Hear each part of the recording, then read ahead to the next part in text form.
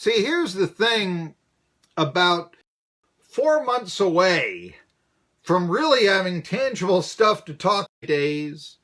But this is actually where you really want to watch Alford, Tennessee online. This is if you're a Vols fan. By the way, I'm Marky Billson, Tri-City Sports Now, 1420 WEMB Sports Radio. This is why I love allfortennessee.com, because I'm telling you right now that Caleb Calhoun puts out the best rainy day articles, historical rankings, into not the Knoxville News Sentinel, not even any of the, and I know that, allfortennessee.com is on fan-sided, but like I said, they do have some various, they've got some journalistic credibility when Caleb Calhoun writes, unlike some other, websites. The Orange and White Report is ridiculous.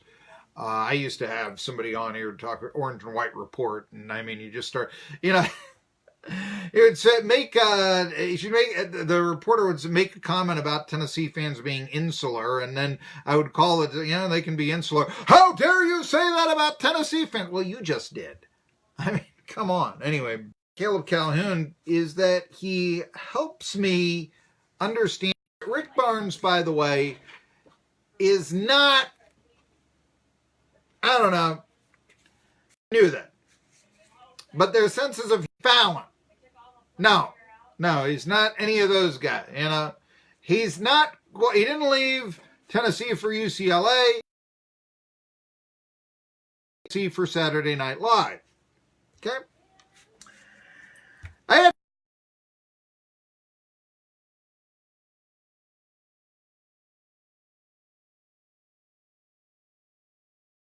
Don't ask me to explain that one. But anyway, there's what do they call it? USWBA. There is a banquet in St. Louis that Rick Barnes was speaking at, and so was Zion Williamson, who is going to go into the NBA draft at the surprise of absolutely no one. And he said that he likes to watch Michael Jordan. All right, Zion Williamson likes to watch Michael Jordan. And the quote, it's from Zion Williamson tells that I am, or so, because I know that people tell me nowadays, no, it is all about Duke and North Carolina. But the first thing that I'm going to tell you is that in North Carolina, the other state school is NC State. And the problem is NC State, which used to be the rival for North Carolina. It was the big-time rival. North Carolina State, that was it. Wasn't really, I'm not going to give you the history of it, but yeah, when I lived in North Carolina when I was a kid, North Carolina State. NC State would always lose at Carmichael or Chapel Hill, don't get me wrong. But yeah, get them in Reynolds. And one year NC State won a national title. They took 2 or 3 from the Tar Heels.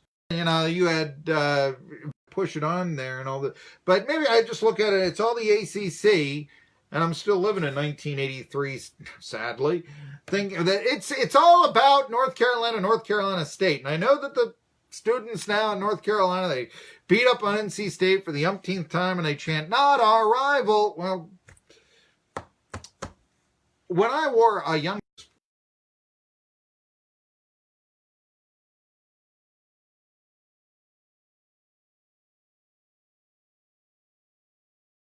out there since, 1974, but you listen to if a plays Piano Man, and some do, they're going to be changing their format. I mentioned before that, yes, I mentioned with Caleb Calhoun, Tyson Williams, who scored the tying touchdown for South Carolina in last 24.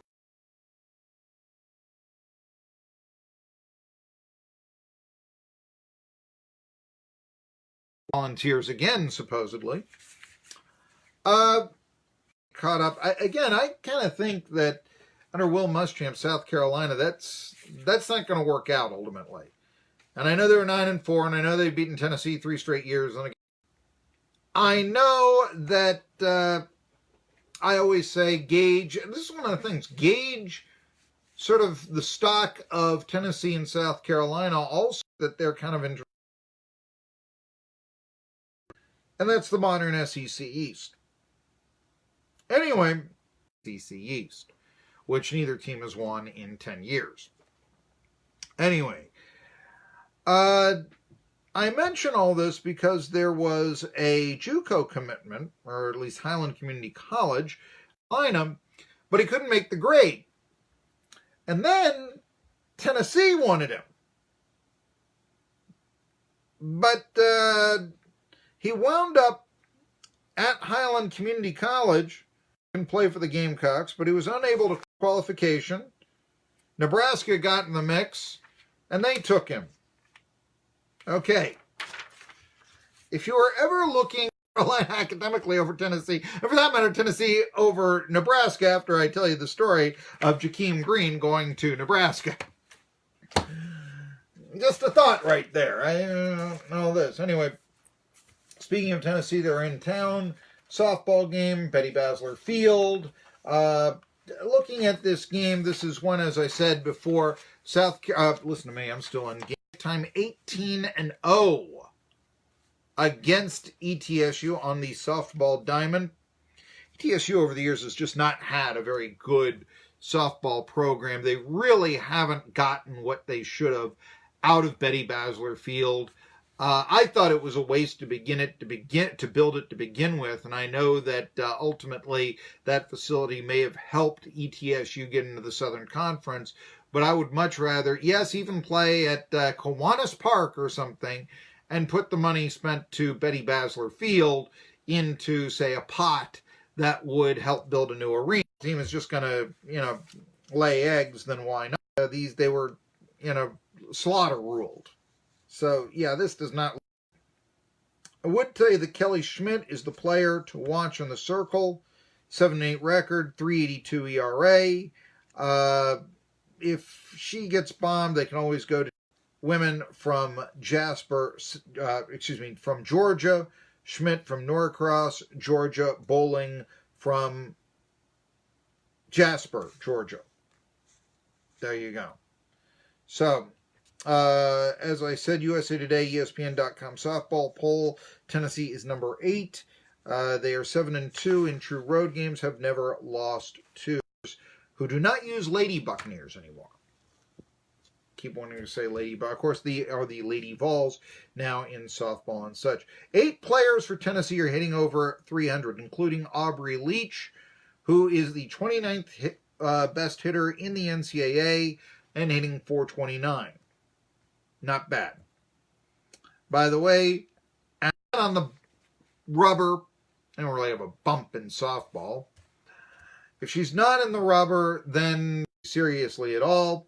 But she's 15-2 with a 1.65 ERA, and she struck out 136 batters in 13 fewer innings pitched, or actually 12 2/3 innings pitched. But there you go.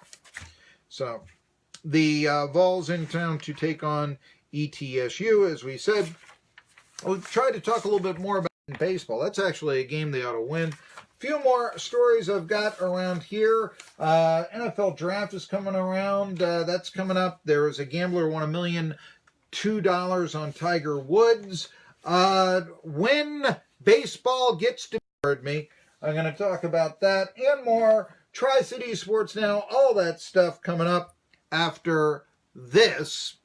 And we'll hear from various sponsors and have our sports update and the quarter hour.